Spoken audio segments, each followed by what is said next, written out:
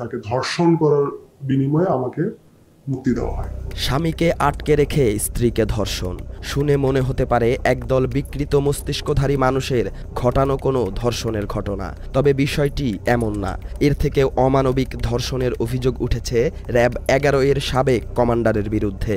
আমার স্ত্রীকে একরকম আলেপ হত্যা করছে, শুধু ধর্ষণের কারণে হত্যা করছে। র‍্যাব 11 এর সাবেক কমান্ডার আলেপ উদ্দিন ঢাকা নারায়ণগঞ্জ অঞ্চলে জঙ্গি নাটক সাজানোর মাস্টারমাইন্ড ছিলেন তিনি। তারই অংশ হিসেবে জঙ্গি নাটক সাজিয়ে ভুক্তভোগী এই ব্যক্তিকে ধরে নিয়ে গুম করে রাখেন র‍্যাবের সাবেক এই কর্মকর্তা। পরবর্তীতে ঘটনাক্রমে ভুক্তভোগীর স্ত্রীকে একাধিকবার ধর্ষণ করে আলেপ উদ্দিন।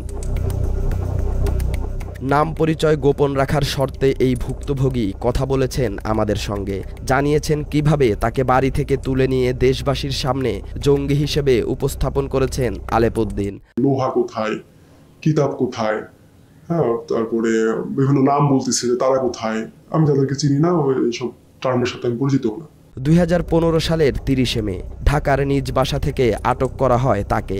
জঙ্গি সন্দেহে তুলে নেয়ার সময় পরিবারের সবার সামনেই শারীরিক নির্যাতন চালানো হয় তার উপর। এ সময় তার বাসা থেকে নগদ লক্ষাধিক টাকা, তার বাবা মা ও ভাইয়ের 3টি স্মার্টফোন, কম্পিউটার সহ মোটরসাইকেল নিয়ে যায় তৎকালীন ডিবির সদস্যরা। এরকম সিচুয়েশন কখনো পড়ি নাই, কোথায় যাব, কি করব, কোনো দিশেহারা অবস্থা। তো একটা পর্যায়ে মনে হলো যে আচ্ছা, আমি তো কিছু করি না, আমি কেন পালাম। আমি বিষয়টা ফেস করি যে কেন আমাকে খুঁজতেছে। আমার বাবার বাসার কম্পিউটার নিল, বাবার যে ফাইল ক্যাবিনেট ছিল সেখান থেকে আমার আব্বার ব্যক্তিগত খুব সম্ভবত 65,000 টাকার মতো নিল।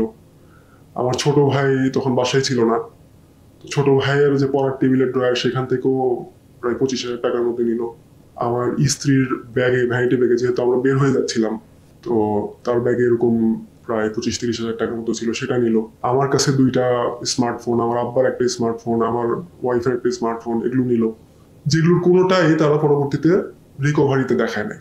বেলা 11টায় তাকে আটক করার সময় তার বাসা থেকে বোমা সদৃশ্য কোনো বস্তু পায়নি আইন শৃঙ্খলা বাহিনী। তবে ডিবি কার্যালয় থেকে জিজ্ঞাসাবাদ শেষে ওই দিন বিকেলেই তার বাসায় অভিযানে যায় তারা।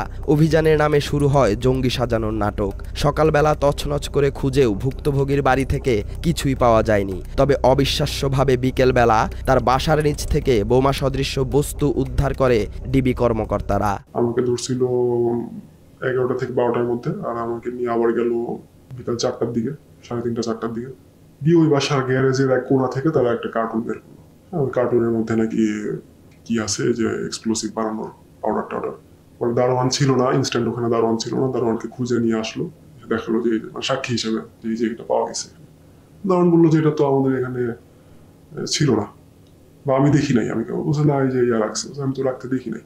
এরপর ভুক্তভোগী এই ব্যক্তিকে 8 দিন গুম রাখা হয়। গুমের পর একাধিক মিথ্যা মামলা দিয়ে 3 দফায় 28 দিনের রিমান্ডে নেওয়া হয় তাকে। নিরপরাধ ছেলের জন্য বাবা, স্বামীর জন্য স্ত্রী ও ভাইয়ের জন্য ভাই ছুটতে থাকেন এক অফিসার থেকে আরেক অফিসারের কাছে। তবে তাদের কোনো লাভ হয়নি, লাভ হয়েছে তৎকালীন ডিবি অফিসারদের। রিমান্ডে নির্যাতন না করার শর্তে স্বজনদের কাছ থেকে প্রায় 7 লাখ টাকা ঘুষ নেয় ওইসব অফিসাররা। এবং সে আমার আব্বার নাম পর্যন্ত মামলার এধারে ঢুকায় দেয়, যদিও গ্রেপ্তার করে না। মানে একটা জাস্ট আতঙ্কে রাখার জন্য। কারো কাছে 50,000, কারো কাছে 1 লাখ, কারো কাছে 3 লাখ, 5 লাখ, এরকম মানে প্রচুর টাকা তারা ওই রিমান্ডকালীন সময়েই হাতে নিছে, যে টাকাটা দিলে আমাকে মামলা তো অলরেডি দিয়ে দিছে, মামলা আর বাড়াবে না, বা মামলাটা হালকা করবে, অথবা রিমান্ডে টর্চার করবে না, বা রিমান্ড দিবে না। 2 বছরের বেশি সময় জেল খেটে 2017 সালের এপ্রিলে মুক্তি পান তিনি। তবে জেল গেট থেকে আবারও গ্রেফতার করা হয় এবং মুচলেকা নিয়ে ছেড়ে দেয়া হয় তাকে। মুক্ত হলেও মুক্তি মেলেনি তার। 2018 সালের ফেব্রুয়ারি মাসে আবারও অন্ধকার নেমে আসে তার জীবনে। এবার তাকে না পেয়ে তার স্ত্রীকে তুলে নিয়ে যায় র‍্যাব সদস্যরা। 3 দিনের মাথায় আমি জানতে পারি যে ওই দিন আমাকে না পেয়ে আমার স্ত্রী এবং আমার শ্যালককে তারা তুলে নিয়ে যায়। 3 দিন আটকে রাখছিল তারা। আর তার স্ত্রীকে তুলে নিয়ে যাওয়ার নেতৃত্ব দেয় র‍্যাব 11-র সাবেক কমান্ডার আলেপ উদ্দিন ও এএসপি মশিউর রহমান। তার স্ত্রীকে ওই দিন শারীরিকভাবে লাঞ্ছিত না করলেও একজন নারীকে যতটুকু সম্মান দেখানো হয় তার ছিটে ফোঁটাও দেখায়নি আলেপ। অকথ্য ভাষায় গালি দেওয়ার পাশাপাশি অনৈতিক সম্পর্কে জড়ানোর ইঙ্গিত দেয় র‍্যাবের পোশাকধারী মনুষ্যত্বহীন এই কর্মকর্তা।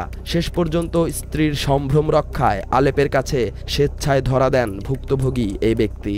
পরে একরকম ফ্যামিলি চাপে আমি আত্মসমর্পণই একরকম, এটাকে কি বলবো আর, যে আমি নিজেই র্যাব 11-তে যাই। স্বেচ্ছায় র্যাবের হাতে ধরা দেওয়ার পর আবারও জেলে পাঠানো হয় তাকে। এ যাত্রায় 3 মাস জেল খেটে মুক্তি পান তিনি। তার এই সংক্ষিপ্ত জেল জীবনে পেয়েছেন সর্বোচ্চ সুযোগ সুবিধা, আর এ সব কিছুর ব্যবস্থা করে দিয়েছেন আলেপ উদ্দিন। তাকে সুযোগ সুবিধা দেওয়ার নামে তার স্ত্রীকে ধর্ষণ করে আলেপ। জেলখানে চালান করলো, জেলখানে থেকে 3 মাস পরে বের হলাম। তো এই 3 মাসেও 2বারের মতো আমার স্ত্রী দেখা করছিল, জেলখানে যে সাক্ষাতের যে ব্যবস্থা আছে।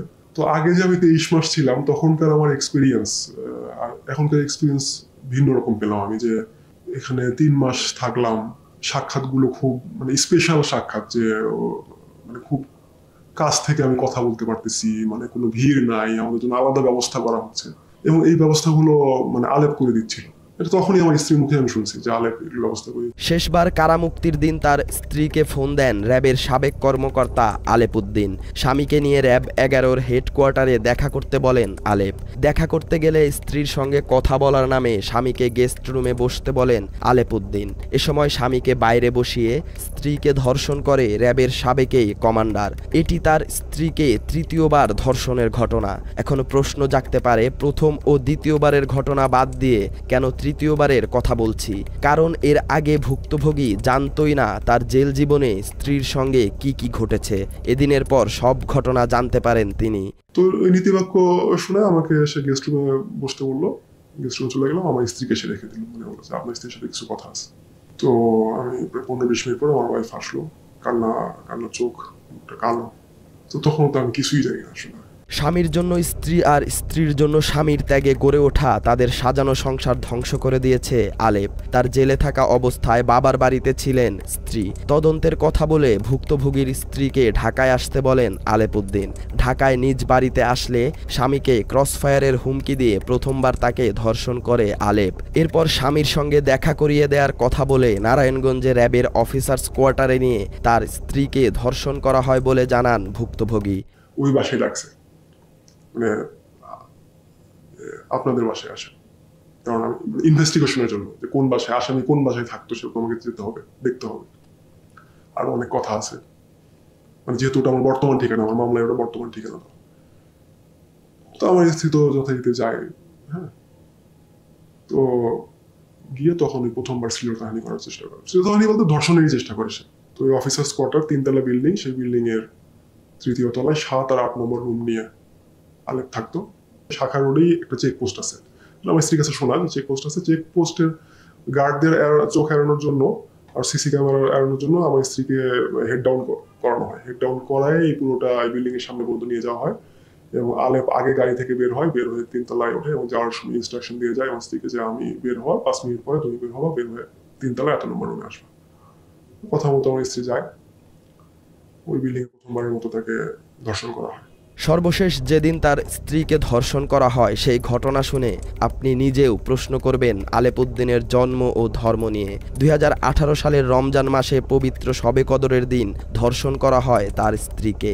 ইত্তেকাফে বসার জন্য ওই সময় তিনি বাড়ির বাইরে ছিলেন। এই সুযোগে তার স্ত্রীকে ফোন দিয়ে হুমকি দেয় আলেপ। তার সঙ্গে শারীরিক সম্পর্কে না জড়ালে ঈদের আগেই তার স্বামীকে জঙ্গি সাজিয়ে আবারও গ্রেফতার করা হবে। ভুক্তভোগী জানান, এদিন তার স্ত্রীকে রোজা ভাঙিয়ে 4র্থবারের মতো ধর্ষণ করে আলেপ উদ্দিন।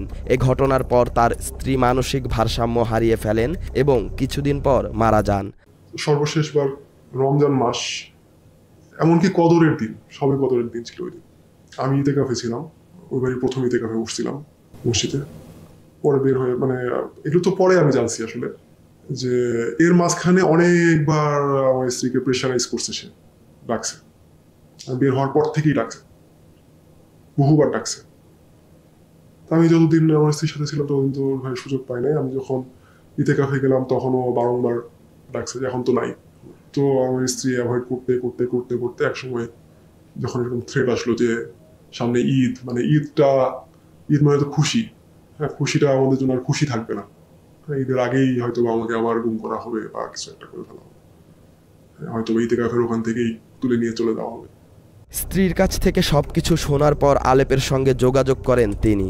আলেপ তাকে জানায় নারী আসামিদের এবং মাঝে মাঝে আসামিদের পরিবারের নারী সদস্যদের নাকি এভাবে ভোগ করা র্যাবে অঘোষিতভাবে স্বীকৃত। এসব ভুক্তভোগী কয়েকজনের সঙ্গে যোগাযোগ করলেও সামাজিক মর্যাদার ভয়ে ক্যামেরার সামনে কথা বলতে রাজি হননি তারা। তখন আলেপকে আমি মেসেজ দিই, একরকম থ্রেট করি মেসেজ দিই যে আমি তার বিরুদ্ধে অ্যাকশন নেব। কথা বলারই চেষ্টা করি, ফোন দিই, ফোন ধরে না, ফোন ধরে না, ফোন না ধরার করে আমি তাকে মেসেজ দিই। তো মেসেজটা পেয়ে সে আমাকে মেসেজ রিপ্লাই না দিয়ে আমার স্ত্রীকে মেসেজ রিপ্লাই দেয় যে কিছু করে লাভ হবে না, কারণ এটা অঘোষিতভাবে মানে আনঅফিসিয়ালি এটা মানে ইয়াতে অ্যালাউড, মানে এটা র্যাবে এই প্র্যাকটিসটা এটা মানে পারমিটেড। এদিকে হাসিনার শাসনামলে জঙ্গি নাটক সাজিয়ে দেশের মানুষের চোখে কালো কাপড় বেঁধে দিয়েছিল আইন শৃঙ্খলা বাহিনীর বিভিন্ন ইউনিট। আর এসব বাহিনী পরিচালনার দায়িত্বে ছিল আওয়ামী লীগের মদতপুষ্ট কর্মকর্তারা। এসব কর্মকর্তার নির্দেশে জঙ্গি সন্দেহে নিরপরাধ মানুষদের ধরে নিয়ে এসে মধ্যযুগীয় কায়দায় নির্যাতন চালানো হতো তাদের উপর। নির্যাতন করা হতো তাদের পরিবারের সদস্যদেরও, এমনকি অস্ত্রের মুখে পরিবারের নারী সদস্যদের ধর্ষণ করা হতো।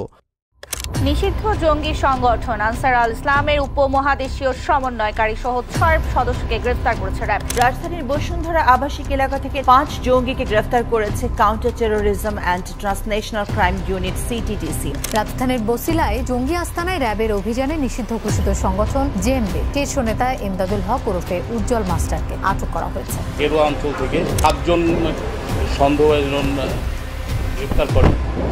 আর এসব জঙ্গি নাটক সাজানো, গুম, খুন ও ধর্ষণে পারদর্শী ছিলেন আলেপ উদ্দিন।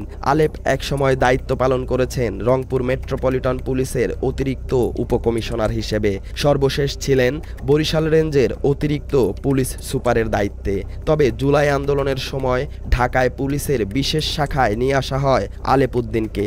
এ সময় যাত্রাবাড়ি এলাকায় আলেপের নির্দেশেই আন্দোলনকারীদের গুলি করে হত্যার অভিযোগ করা হয়। তীব্র আন্দোলনে মৃত্যুপুরীতে রূপ নেয় যাত্রাবাড়ি এলাকা। সেখানে পুলিশের গুলিতে মারা যান জোবায়ের ওমর খান। জোবায়েরের ভাইয়ের করা হত্যা মামলায় বরিশাল থেকে গ্রেফতার করা হয় আলেপ উদ্দিনকে। জঙ্গি নাটক সাজানোয় পারদর্শী ও আওয়ামী লীগের মদতপুষ্ট আলেপকে একাধিকবার পুরস্কৃত করেছে হাসিনা সরকার। আলেপের মতো একজন অসৎ পুলিশ অফিসারকে 2022 সালে পুলিশের সর্বোচ্চ পদক বিপিএম ও পিপিএম পুরস্কার দেওয়ার জন্য আলাদাভাবে প্রজ্ঞাপন জারি করে স্বরাষ্ট্র মন্ত্রণালয়, যা ছিল নজিরবিহীন ঘটনা।